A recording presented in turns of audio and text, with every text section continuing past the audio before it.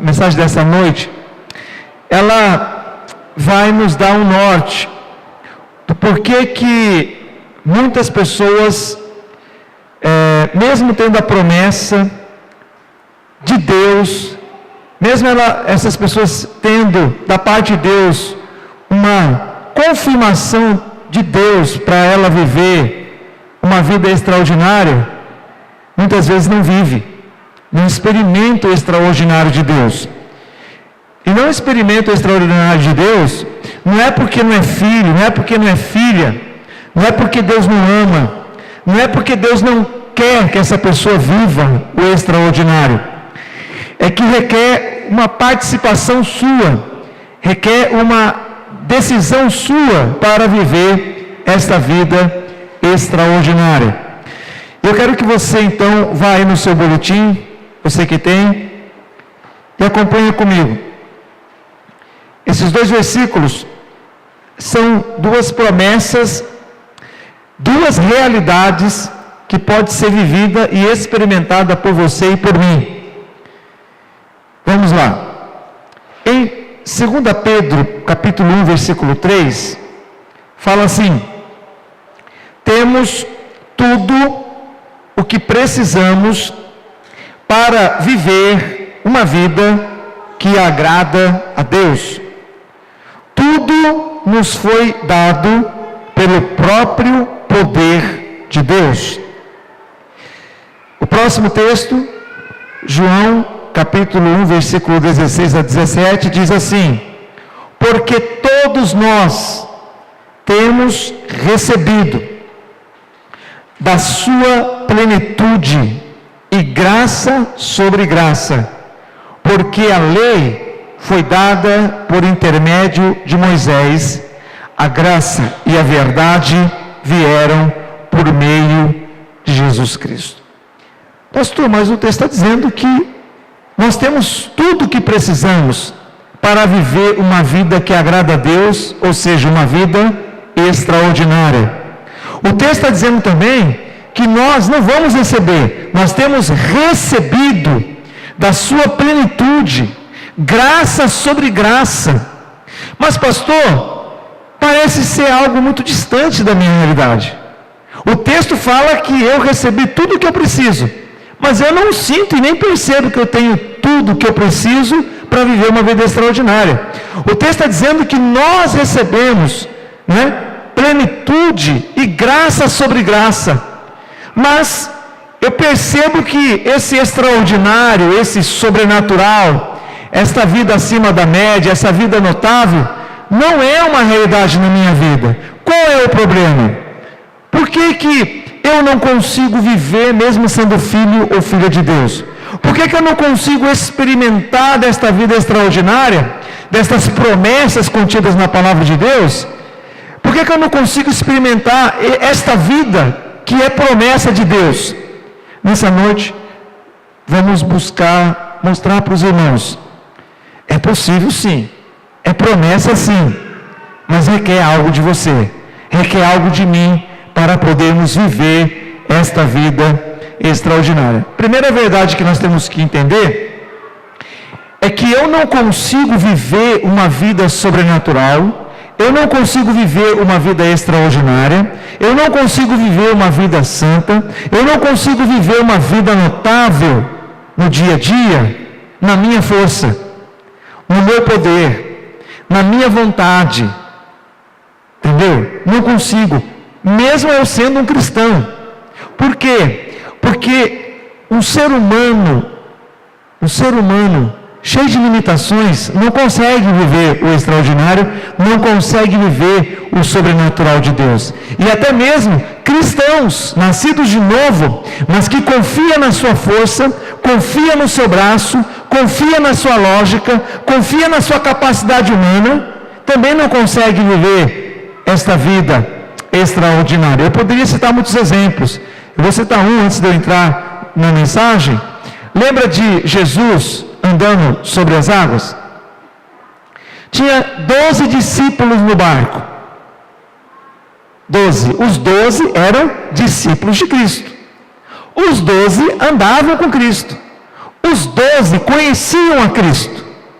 Os 12 tinham intimidade com Cristo. Eram discípulos de Jesus.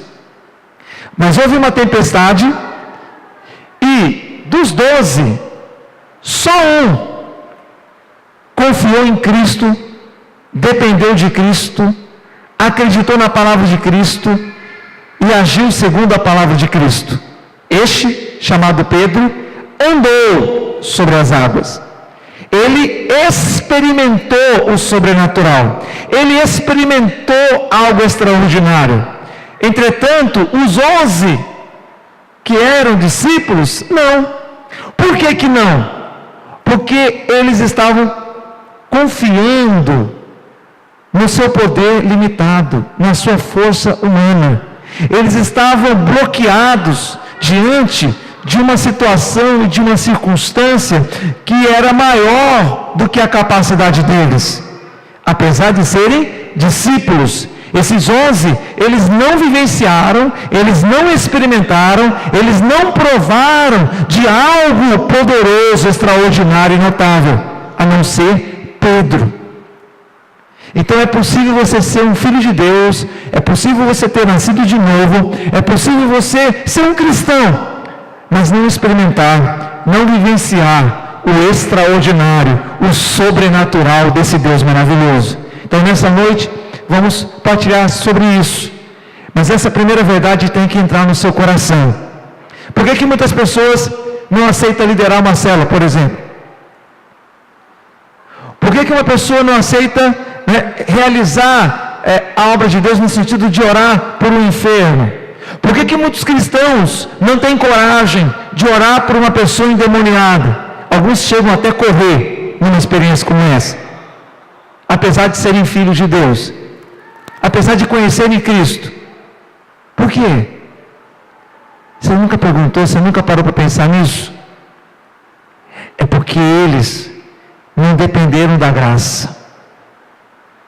Eles não confiaram na graça. Eles não acreditaram nessa graça incalculável. Confiaram nele mesmo. E aí quando você faz a obra de Deus, quando você realiza a obra de Deus, na sua força, na sua capacidade, na sua lógica, você vai se cansar, você vai se frustrar, você vai se desanimar, você vai recuar, você vai desistir, porque, irmãos, só é possível fazer a obra de Deus na dependência dEle. Só é possível fazer a obra de Deus dependendo dessa graça extraordinária. Só é possível liderar de acordo com o coração de Deus se você está totalmente colocado diante dessa graça e dependendo dela constantemente. A obra de Deus não é feita pela razão humana, ela não é feita pela lógica humana, ela não é feita pela força humana, ela não é feita pelas estratégias humanas, ela não é feita pela nossa lógica, porque a nossa lógica não dá para se comparar à mente do Senhor. Então nesta noite, eu quero que você entenda, Deus te deu um presente, Ele te deu a graça, e essa graça habita em você, e essa graça reside no seu coração, essa graça está com você, só que ela precisa ter espaço, ela precisa ter lugar, ela precisa ter vez, ela precisa ter liberdade para ela fluir através da sua vida, para ela agir através da sua vida. Você não pode limitar a graça, apesar de limitá-la. Não há diferença, não é muita diferença, não há diferença, meu querido. Não há diferença de John Wesley com você. Não há diferença de Billy Graham com você. Não há diferença dos apóstolos com você. Porque a mesma graça que eles receberam, você recebeu. O mesmo poder que eles receberam, você recebeu. A diferença não está aí. A graça todos receberam. Graça sobre graça. Então a questão é o que você está fazendo para que essa graça flua. O que é que você está fazendo para que este poder extraordinário, sobrenatural de Deus flua através da sua vida? Bom, então nós temos aqui duas coisas muito importantes. Para que o extraordinário, para que o poder sobrenatural de Deus, para que você consiga viver uma vida santa, para que você consiga viver uma vida plena, para que você consiga viver uma vida abundante, para que essa graça tenha liberdade para fluir na sua vida, é preciso você renunciar à sua vontade por amor a Deus. Por quê, pastor? Porque, a grosso modo, sua vontade não é a vontade de Deus. Nós, seres humanos naturais e até cristãos, que vivem no natural, não experimentam toda a vontade de Deus, porque a vontade de Deus é além da sua imaginação. A Bíblia diz que os pensamentos de Deus não são os seus pensamentos. A Bíblia diz que o que Deus pretende fazer na sua vida é infinitamente mais do que você pensa. A vontade de Deus para a nossa mente, para a nossa capacidade humana, ela é estranha, ela é esquisita. Então você precisa entender que a sua vontade humana e natural jamais vai querer fazer a vontade de Deus. Então você precisa renunciar à sua vontade. O que é renunciar? É abrir mão, é desistir de algo por amor a alguém. Abraão renunciou à sua terra, à sua parentela, à casa de seus pais, para ir a uma terra desconhecida. Não é ilógico isso, irmãos? Não é estranho? Deus chega para você e fala: sai da tua parentela, sai da casa de seus pais e vai para uma terra. Que terra? Terra que te mostrarei. Mas aonde está essa terra? Eu irei te mostrar. Mas em que lugar é? Sul, norte, leste, oeste? Não, é terra que eu te mostrarei. Anda comigo, caminha comigo. No dia a dia você vai chegando lá. Me mostra. Não vou te mostrar. É terra que eu te mostrarei. Você tem que confiar em mim. Você tem que depender de mim. Você tem que acreditar que eu tenho essa terra para você. Não é estranho? Veja, se Deus falar para você sair daqui e ir lá para o Afeganistão, você vai ter crise? Se Deus falar para você sair daqui e ir lá para a China, você vai entrar em uma crise grande e um medo terrível. Agora imagina Deus te chamar para ir para uma terra que você não conhece, que você não sabe onde é, você não sabe quem está lá. Sua lógica não vai alcançar isso. Se Abraão fosse usar a lógica, o raciocínio, a sua mente humana, ele não teria saído de lá. Mas ele esteve disposto a renunciar à vontade dele, os desejos dele, para realizar a vontade de Deus e cumprir os desejos de Deus. Você quer viver o extraordinário de Deus? Você tem que perder o controle. Você quer viver o extraordinário de Deus? Você tem que estar disposto a renunciar às suas próprias vontades. Aí que pega, não é, irmãos? Aí a coisa fica complicada, não é? Continuando. Abraão renunciou o direito de escolher viver em Sodoma e Gomorra para viver em Canaã. A terra de Canaã, aonde Abraão estava, naquela localização, não era uma terra fértil. Agora, a terra de Sodoma e Gomorra era uma terra fértil. Campos verdejantes. Interessante que Abraão tinha o direito de escolher. Ele tinha essa prerrogativa. Mas Abraão deu a oportunidade do seu sobrinho escolher. E o seu sobrinho, que não é bobo, mais do que depressa, disse: não, Abraão, você fica aqui em Canaã, que eu estou indo lá para Sodoma e Gomorra. Eu estou indo lá para as campinas do Jordão. Eu vou me deleitar daquela terra fértil. É como se você morasse lá no Dr. Fábio, não menosprezando o bairro Dr. Fábio,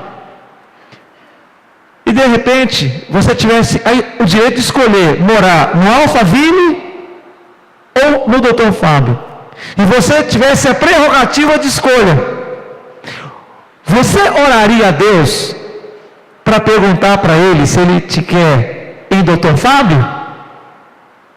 Ou você já cai matando, como dizia? Você não pensa, Deus, não, é Alphaville, é lá que Deus me quer, é ali que eu vou morar. Já até sei onde é a casa, já estou imaginando lá. Pois é. Abraão, para viver o sobrenatural de Deus, renunciou a Alphaville, renunciou às Campinas do Jordão, para ficar no centro da vontade de Deus. Se nós não tivermos essa postura, nós vamos ficar no barquinho, dentro daquele barquinho, e vamos ver muitas pessoas vivendo o sobrenatural de Deus, vamos ver muitas pessoas experimentando o melhor de Deus, mas nós mesmos vamos ficar dentro do barquinho, numa tempestade terrível. É isso que você quer para a sua vida? Você vai se contentar com o menos, sendo que Deus tem o muito para te dar? Continuando, Abraão renunciou o seu sonho, o seu filho amado, para agradar a Deus. Pastor, aí é complicado demais. Então Deus pode pedir para mim renunciar ao meu sonho? Então Deus pode pedir para mim renunciar uma bênção que Ele me deu? Então Deus quer que eu abra mão de coisas, de situações favoráveis? Ele pediu isso para Abraão. Você quer viver o sobrenatural de Deus? Você quer sair do natural? Você quer sair dessa vidinha pequena? Você quer comer o pão e não se contentar com as migalhas? Você precisa estar disposto e disposta a renunciar ao seu sonho, o seu desejo natural. O ser humano é cheio de vontades, é cheio de desejos. O ser humano é cheio de direitos. O ser humano, a grosso modo, pensa mais nele mesmo. As pessoas não estão muito dispostas a abrir mão da sua vontade, do seu desejo, do seu propósito, para fazer a vontade de Deus. Vai até um limite, mas quando percebe que aquilo que Deus está pedindo, aquilo que Deus está requerendo, aquilo que Deus está esperando de você, que é algo além da sua lógica, quando as pessoas percebem que vai perder o controle, que vai perder o equilíbrio, desistem, recuam, retrocedem. Mas Deus olhou para esse homem e falou: eu quero que você renuncie. Eu quero que você renuncie à sua vontade, o seu desejo. Eu quero que você renuncie o seu sonho. Eu quero que você renuncie a bênção que eu já te dei, porque eu quero te dar o sobrenatural. Eu quero te dar algo extraordinário. Eu quero que você vá além do que você pensa e imagina. Foi o que aconteceu com Abraão. Pastor, mas aí acho que... será que vale a pena, pastor? Será que compensa? Se você medir com a sua lógica, se você pensar segundo o seu raciocínio, você vai chegar à conclusão que não vale a pena mesmo. Você vai chegar à conclusão, não. Sair da terra, da casa do meu pai, para ir para uma terra que Ele vai me mostrar, até aí eu vou. Renunciar uma casa lá no Alphaville para morar num bairro muito simples, isso eu estou disposto a fazer. Agora, o meu sonho, os meus desejos, as minhas vontades, os meus direitos, os meus propósitos. E aí o que acontece? Não vivemos o extraordinário, não vivemos o sobrenatural. Olha só, vamos ver se valeu a pena Abraão renunciar.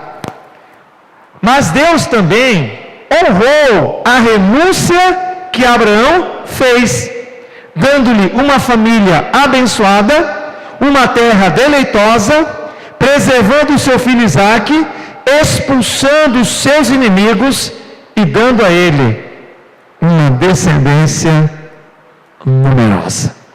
Vamos abrir lá, Gênesis 22, 15 a 18. Vamos abrir lá.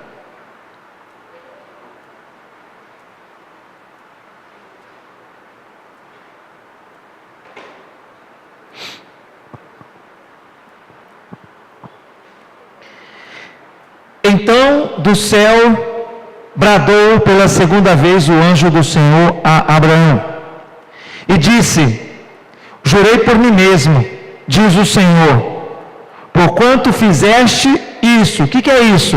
Porque você renunciou, porque você abriu mão, porque você desistiu da sua vontade, porque você preferiu fazer a minha vontade do que a sua vontade.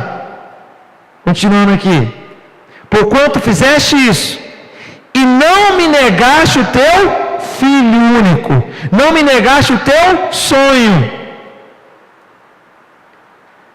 que deveras te abençoarei, e certamente multiplicarei a tua descendência como as estrelas dos céus, e como a areia na praia do mar. A tua descendência possuirá a cidade dos seus inimigos. Nela serão benditas todas as nações da terra, porquanto obedeceste a minha voz. Porque você obedeceu a minha voz, porque você decidiu fazer a minha vontade, porque você abriu mão dos seus sonhos, porque você esteve disposto a se humilhar e a se render. Agora eu vou honrar você. Agora eu vou realizar o que o homem não pode realizar.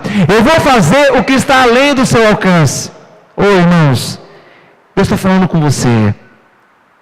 Deus está dizendo para você que Ele quer te usar muito, que Ele quer fazer coisas extraordinárias na sua vida, que Ele quer te levar a um nível mais elevado. Ele quer te tirar dessa vida medida, dessa vida racional, que eu posso pegar, sentir, cheirar e levar você para algo extraordinário, para algo sobrenatural, para você experimentar algo que talvez você nunca experimentou na sua vida, mas o Senhor está perguntando para você: você vai obedecer a sua vontade ou a minha vontade? Você vai atender a sua vontade, a sua voz humana e natural, ou a minha? Você está disposto a renunciar aos desejos carnais? Você está disposto a renunciar ao seu orgulho? Você está disposto a renunciar à sua inveja, o ciúme, a inimizade, a discórdia, a desunião, a divisão, a preguiça, a idolatria? Idolatria aqui, deixa eu colocar um parênteses. Idolatria não é só adorar a imagem de escultura.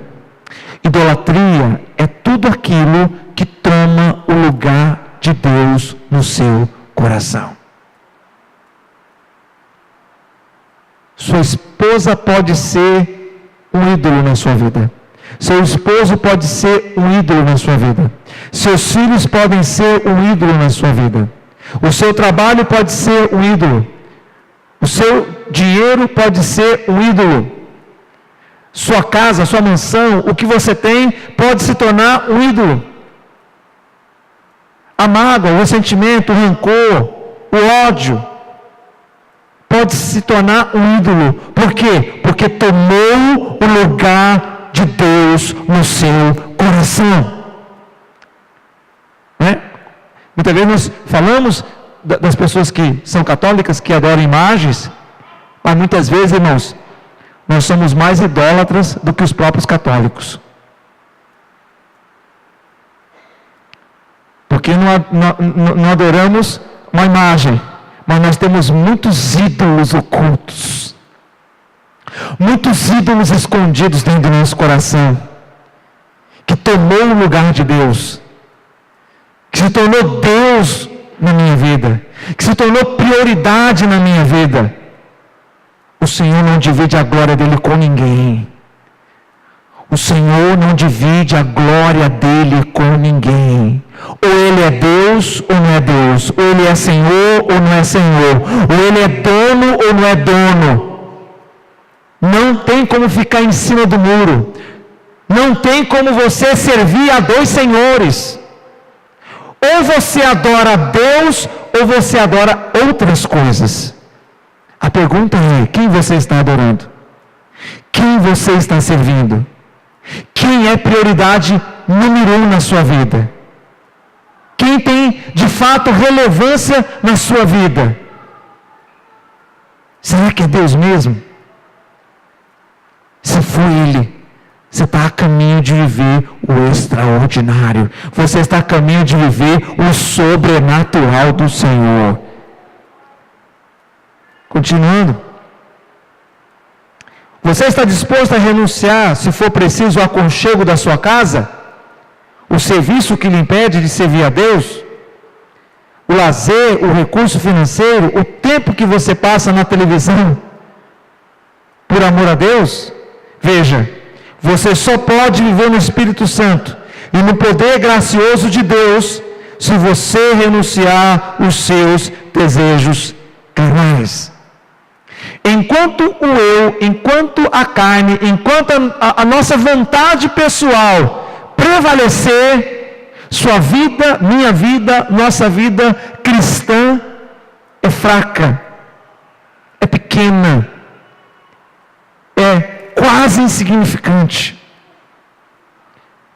É uma vida sem graça, uma vida sem sabor, uma vida sem alegria. E quando eu falo de viver o extraordinário, eu não estou dizendo que viver o extraordinário significa que a sua vida vai estar boa em todos os sentidos. Porque eu falei sobre Jó. Jó viveu o extraordinário de Deus.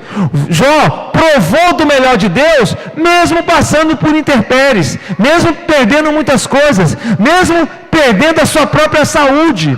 Viver o extraordinário de Deus está além de uma vidinha boa, está além de uma vidinha normal, está além de ter uma vida onde o seu recurso, as suas forças te sustenta e te mantém. Viver o extraordinário de Deus muitas vezes vai requerer você passar por luta sim, por dificuldades, por bloqueios, por barreiras, mas a questão é: quem é o Senhor? Quem é o dono? Quem é o seu foco? É o Senhor mesmo? É o Senhor mesmo? Irmãos, tem pessoas que tomaram a decisão de viver no mundo e outros que tomaram a decisão de viver para Cristo. Mas tem um outro grupo de pessoas. Que grupo é esse, pastor? O grupo em cima do muro. Ele não desfruta nada do mundo e nada de Deus. Esse é um miserável, 2 vezes. Ele não desfruta de nada. Ele não prova de nada. Ele não experimenta nada. Ele não experimenta nem as coisas do mundo. Não te convido a experimentar as coisas do mundo, porque no começo é doce, mas depois se torna algo amargo. Eu te convido, meu querido, a sair de cima do muro. Não eu, o Senhor te convida a tomar uma decisão radical, a se entregar mesmo, a se lançar mesmo, a esse Deus que deu a vida dele por você. A pergunta é: você está disposto a renunciar os seus desejos humanos, naturais? Ah, pastor, agora eu estou entendendo. A Bíblia fala que o Senhor me deu tudo para eu viver o extraordinário. A Bíblia fala que o Senhor me deu graça sobre graça. A Bíblia fala que eu tenho a plenitude divina. Mas eu não estou experimentando nada disso, pastor. A ficha caiu.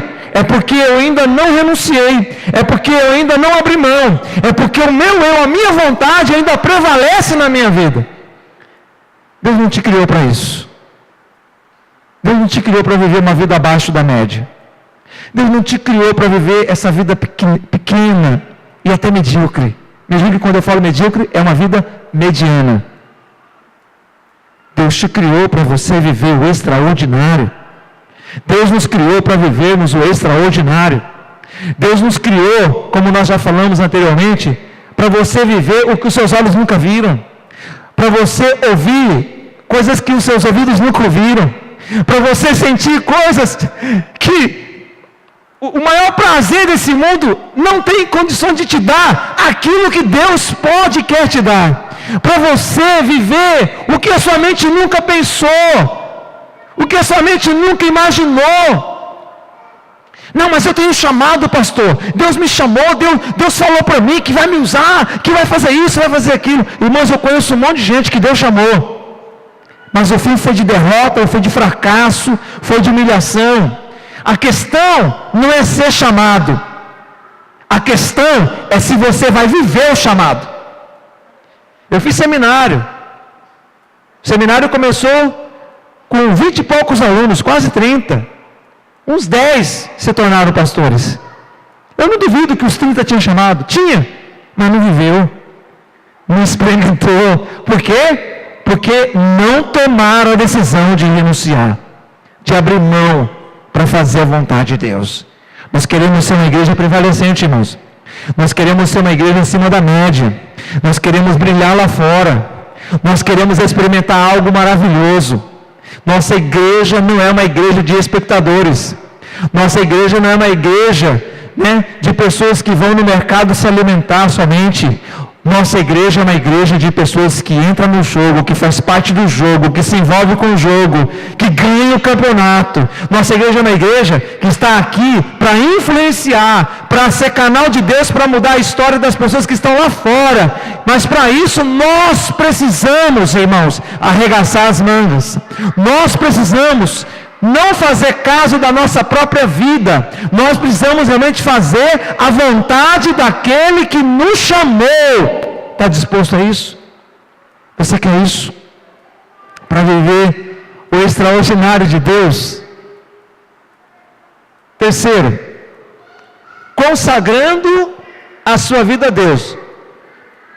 Você só pode consagrar a sua vida a Deus se você abrir mão de coisas, em alguns momentos, de pessoas, de direitos que você tem.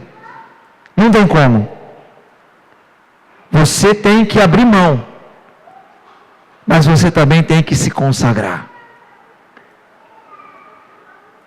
Além de você renunciar à sua vontade carnal e humana por amor a Deus, o Senhor quer que você consagre a sua vida a Ele e a sua igreja. Quando eu falo igreja, eu não estou falando de instituição. Não estou falando de instituição. Quando eu falo igreja, eu falo de vidas. Eu falo do corpo. Que é eu e você. A igreja não é este prédio. A igreja não é simplesmente esta reunião. A igreja não é vir ao culto e bater ponto. A igreja é o dia a dia, irmãos. A igreja acontece no dia a dia. Igreja significa relacionamento, interação, comunhão, unidade. Igreja significa se envolver, fazer parte. Isso é igreja. Igreja é a igreja primitiva. Eles se reuniam, eles estavam juntos, eles comungavam, tudo era comum,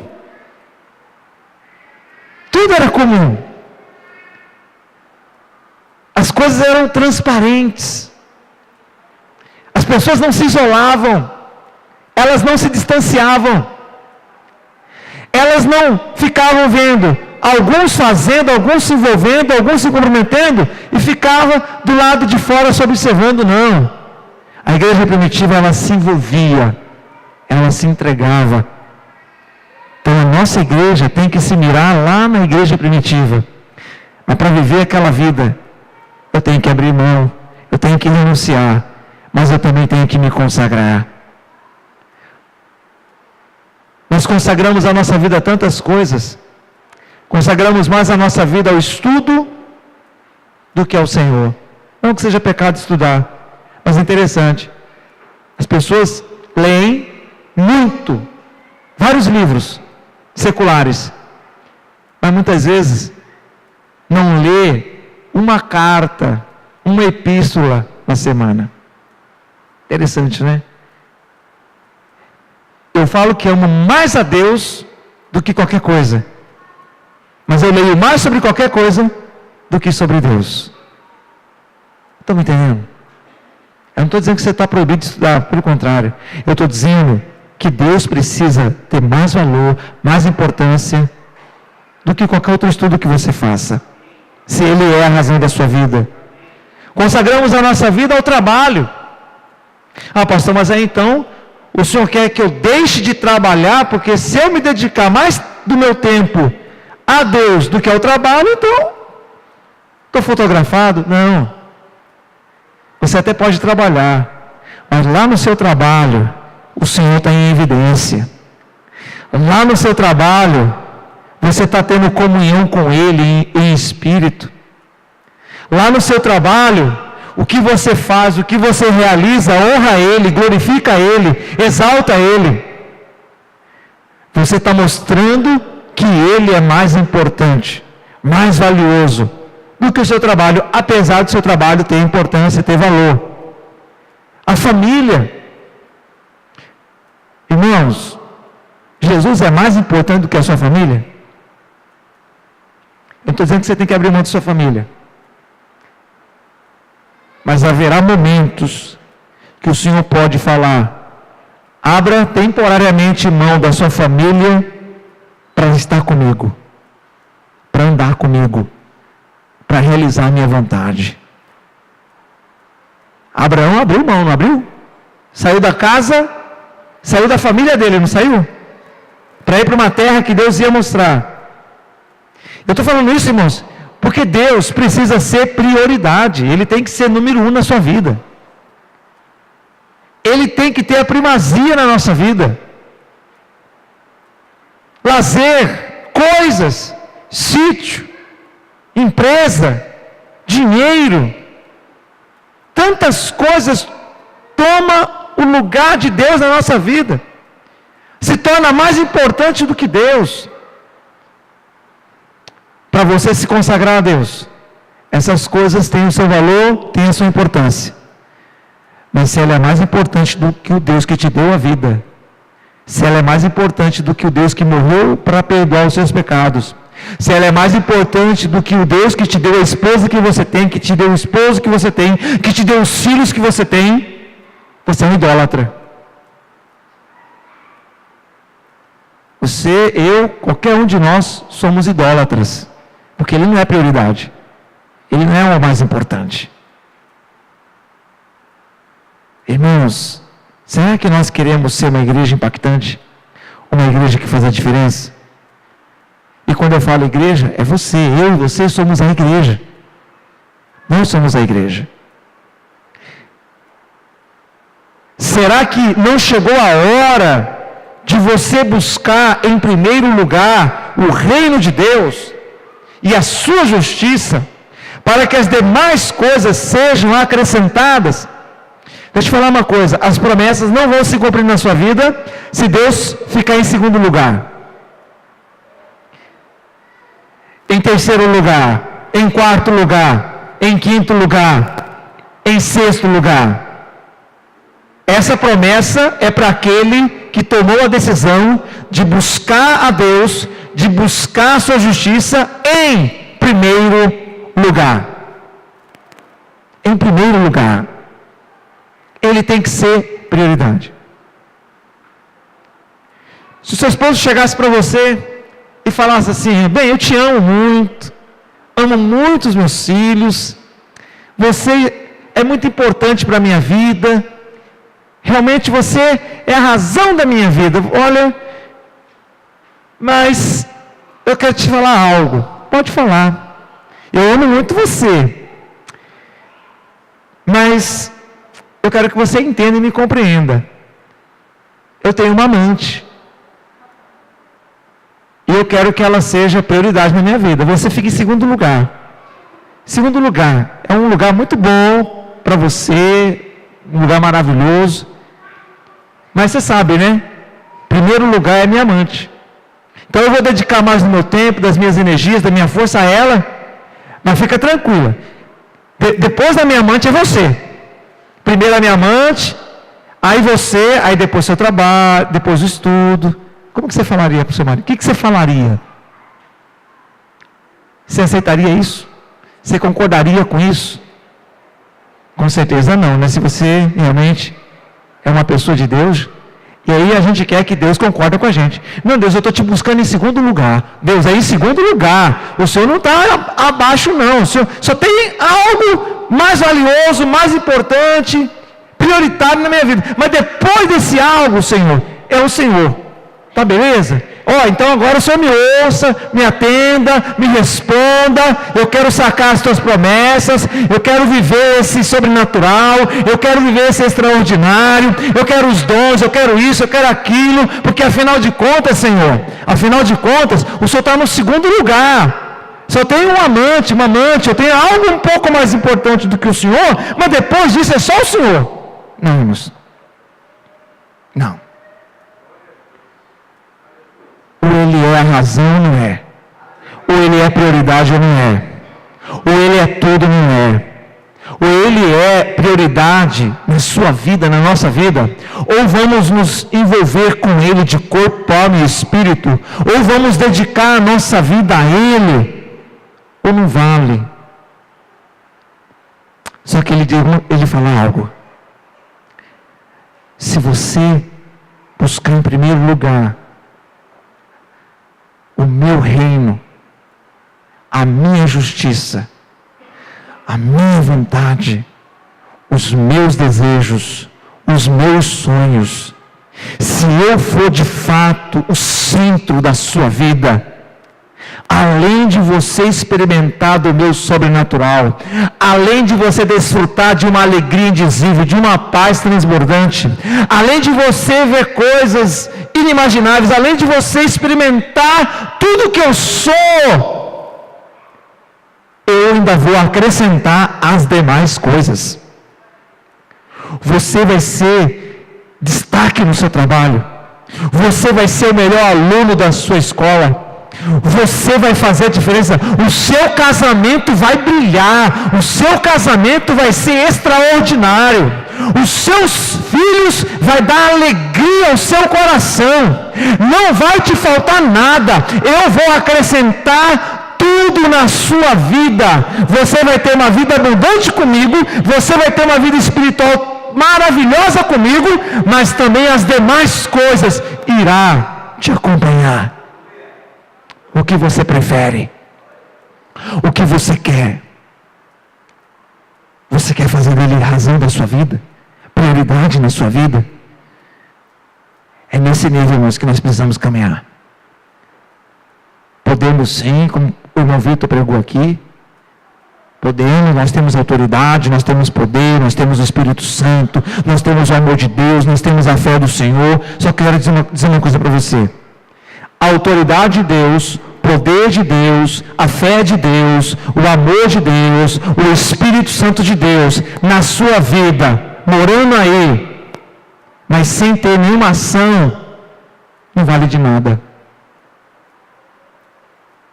Ele tem que ser revelado, ele tem que ser expressado na sua vida, através da sua vida. Se a gente andar nesse nível, com certeza, essa igreja vai viver o extraordinário de Deus.